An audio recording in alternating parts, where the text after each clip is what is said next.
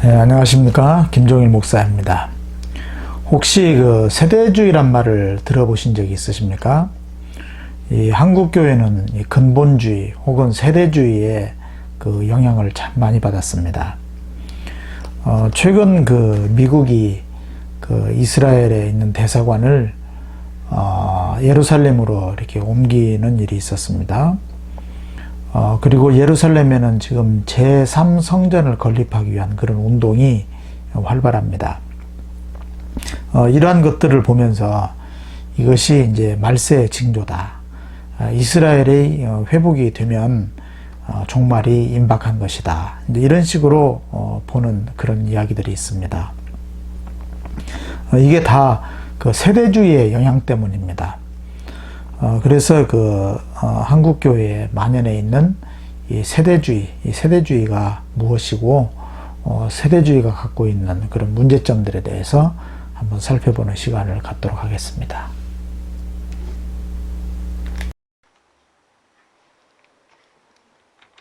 세대주의는 그 인류의 역사를 7세대로 분류를 합니다. 그래서 세대별로 독특한 구원의 방법이 있다고 하죠. 그래서 이제 살펴보면 무죄시대, 양심시대, 인간 통치시대, 약속시대, 율법시대, 은혜시대, 천년왕국시대 이렇게 분류를 합니다. 그래서 예를 들면 이제 양심시대 같은 경우는 타락 이후를 말하는 거고요. 그 다음에 인간 통치는 뭐 노아의 시대라든지, 약속시대는 족장시대, 그 다음에 율법이 주어진 율법시대, 그 다음에 주님이 오신 때는 이제 은혜시대, 뭐 이런 식으로 이렇게 주장을 합니다. 반론을 보면 이 구원은 처음부터 지금까지 이렇게 은혜와 믿음, 그러니까 행함이 동반되는 그런 믿음으로 되는 것이지, 어떤 세대별로 특별한 그 구원의 방법이 따로 있는 것이 아니라는 것입니다. 이 세대주의는 여기에서 아주 큰 그 오류를 범하고 있죠. 그 다음에 세대주의의 중요한 특징은 문자주의입니다. 그래서 문자적인 해석을 최고의 해석이라고 주장을 하면서 그러다 보니까 예수님의 재림이 2번 있게 되고, 또 이스라엘이 그 문자적으로 회복된다, 혹은 문자적인 천년의 왕국이 있다, 환난전 천년설, 뭐 이런 것들을 주장을 하게 됩니다.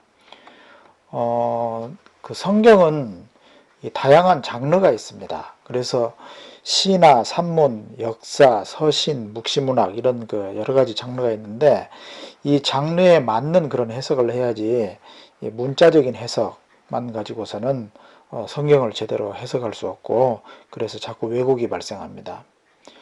세대주의의 아주 그 심각한 문제입니다.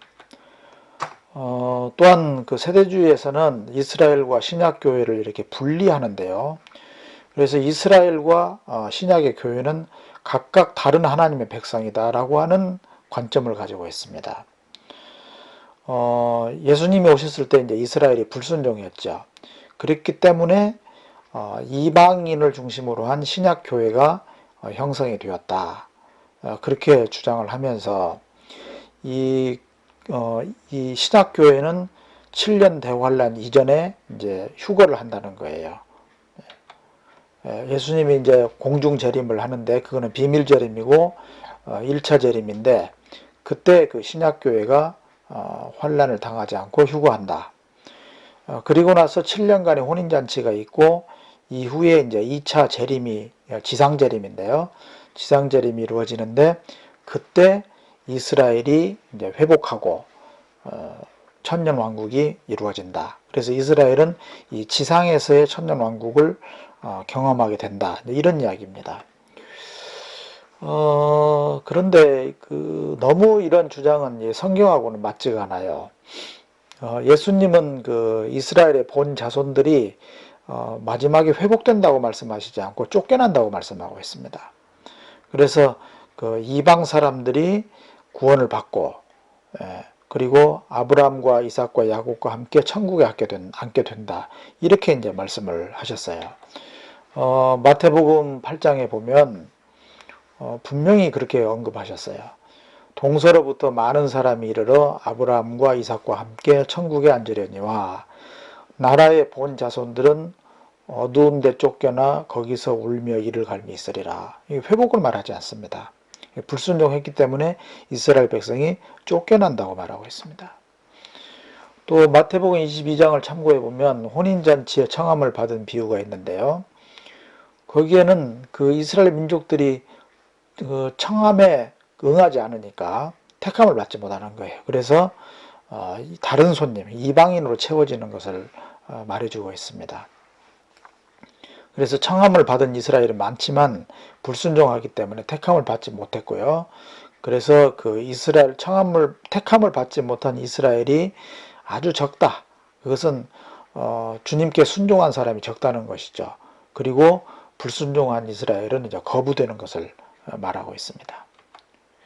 사도 바울도 그런 동일한 말씀을 합니다. 그래서 이제 모든 혈통이나 종족과 관계없이 그리스도께 속한 자가 아브라함의 자손이다. 과거에는 아브라함의 혈통이 아브라함의 자손이고 이스라엘이라고 했는데 그것이 이제 그리스도께 속한 자라야 된다. 혈통과 종족에 관계없다는 것입니다. 갈라디아서 3장에 보면 유대인이나 헬라인이나 종이나 자주자나 남자나 여자 없이 다 그리스도 예수 안에서 하나이니라. 그리스도께 속한 자면 아브라함의 자손이요 약속대로 유업을 이을 자니라. 이렇게 분명히 그리스도께 속해야 한다는 것을 말하고 있습니다. 그래서 참 유대인은 어떤 혈통이 아닌 것이죠. 그리고 그리스도 안에 있는 사람이어야 합니다. 그래서 세대주의에서 유대인을 이렇게 신약교회 이방인과 따로 구분해서 별도로 그 천년왕국 때 회복된다 이렇게 주장하는 것은 성경을 왜곡한 것입니다. 또 그러한 주장은 이 예수님의 초림에 의한 그 구속의 결과 이것을 아주 무시하는 것입니다. 그러니까 구약의 성취가 보류되어 있다가 예수님의 재림의 시기에 이루어져서 이스라엘이 회복된다. 뭐 이런다면 예수님의 십자가의 죽음과 부활은 이 세상을 거의 바꾸어지 못한 것이 됩니다. 참 이스라엘의 회복에 아무런 기여를 하지 못하는 것이죠. 그래서 초림에 의한 구속의 결과는 초라할 뿐인 것입니다. 그 다음에 이제 휴거와 그 천년왕국에 대해서 세대주의자들은 그 전천년 종말론이라고 하는 그런 순서를 갖고 있습니다. 그래서 살펴보면 먼저 비밀적인 공중재림을 하시고 그 다음에 신약교회가 휴거하고 그 다음에 7년 대환란이 있고 그 다음에 공개적인 지상재림을 하면서 그 유대인들이 회복되는 천년왕국이 이루어진다. 이러한 순서를 주장을 하죠. 그런데 이제 이들이 주장하는 그 신약교회가 환란 전에 휴거하느냐 이것은 그렇지 않습니다. 신약교회도 환란을 당한다고 말하고 있습니다.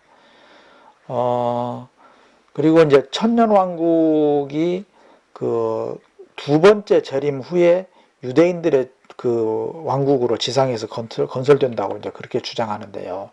이 반론을 보면은 재림은 두 번이 아닙니다.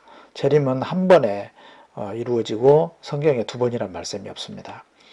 그 다음에 환란을 당하지 않고 신약교회가 휴거하는가 재림을 맞이하는가 그렇지 않습니다. 환란을 다 겪는다고 되어 있습니다. 마가복음 13장 말씀에 보면 환란의 날에 대해서 분명히 말하고 있습니다. 그 날들이 환란의 날이 되겠습니다.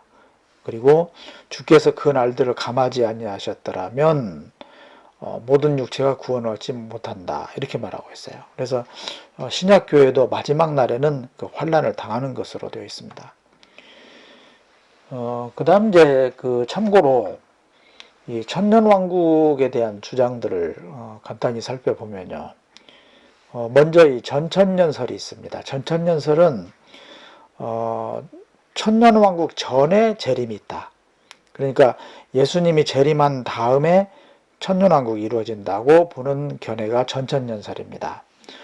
지금 개신교 학자들 중에서도 전천년설을 따르는 학자들이 많이 있습니다. 주로 이제 조금 문자주의적인 입장이죠. 그 다음에 이제 무천년설은 초림부터 재림의 시간 그 사이가 천년왕국이다.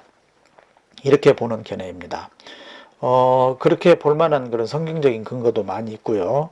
또 이러한 그 입장을 따르는 그런 그 교파나 학자들이 많이 있습니다. 장로교도 이제 무천년설을 따르는 그런 교파이죠. 그 다음에 이제 후천년설인데요. 후천년설은 지금은 이제 천년왕국은 아니지만은 재림이 될 때쯤, 재림이 이루어질 때쯤 아주 그 복음이 흥왕해지면서 천년왕국이 건설되었다가 재림을 하신다. 이런 그 입장입니다. 후천년설은 많이 주장을 하지 않지만 그래도 꽤 이런 주장을 하는 학자들이 있습니다.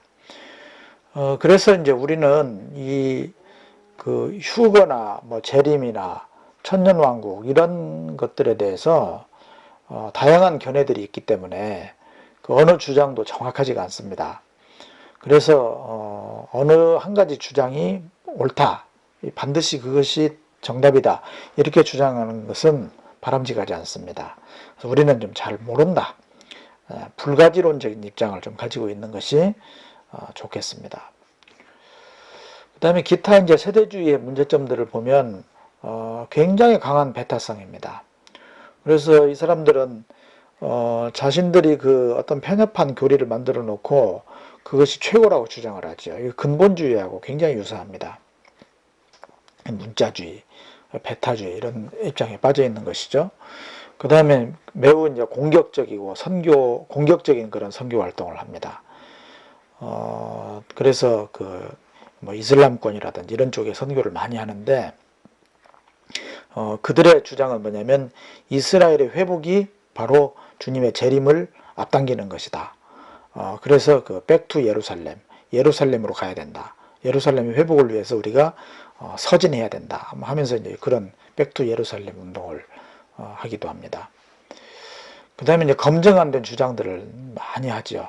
666이 뭐 예를 들면 뭐 옛날에 그 미국의 국무장관이었던 헨리 키신저다, 뭐 혹은 오바마다, 뭐 심지어 그 클린턴이다, 뭐 이런 주장까지도 하고요. 또 뭐 세계 단일 정부가 곧 만들어질 것이다. 또 베리칩이 뭐 666이다, 뭐 이런 식으로 막 주장을 합니다. 그래서 이게 전혀 검증 안 된 그런 주장들을 하는 큰 문제점들이 있습니다. 그래서 우리는 이런 자세를 가지고 살아가는 것이 중요하지요. 그리스도인이라면 현재의 삶이 중요합니다. 현재의 삶 속에서 어떻게 하나님의 통치를 받을 것인가. 이게 하나님의 나라 아닙니까? 그죠? 하나님의 나라를 이루어가는 것입니다. 동시에 또 성령의 열매를 어떻게 맺으면서 살 것인가를 이렇게 항상 질문하면서 살아야 되고요. 그 다음에 재림을 통해서 완성될 미래가 분명히 있습니다. 그 미래를 소망하면서 살아야 되겠습니다. 지금까지 그 세대주의에 대해서 간략하게 말씀을 드렸습니다. 시청해 주셔서 감사합니다.